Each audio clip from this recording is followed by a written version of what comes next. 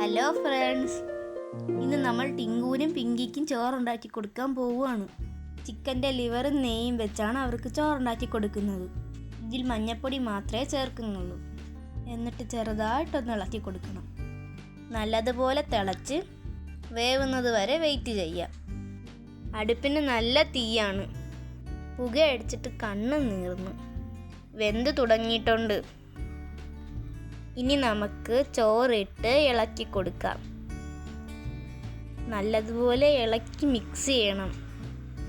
വെള്ളം കുറച്ചുകൂടി വറ്റാനുണ്ട്. അങ്ങനെ നമ്മുടെ ചോറ് റെഡിയായി കഴിഞ്ഞു.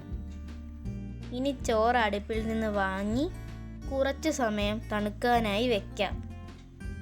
ഇതിപ്പോൾ ഏകദേശം തണുത്ത് കഴിഞ്ഞു. ഇനി ചോറ് വിളമ്പി പ്ലേറ്റിലേക്ക് വെക്കാം. ആദ്യം പിങ്കിയെ തുറന്നു വിടാം. പിങ്കി കഴിച്ച് കഴിഞ്ഞതിന് ശേഷം വേണം ടിങ്കുവിന് ചോറ് കൊടുക്കാൻ. ഇല്ലെങ്കിൽ രണ്ടുപേരും കൂടി കടി കൂടും. പിങ്കി കഴിച്ച് കഴിഞ്ഞു.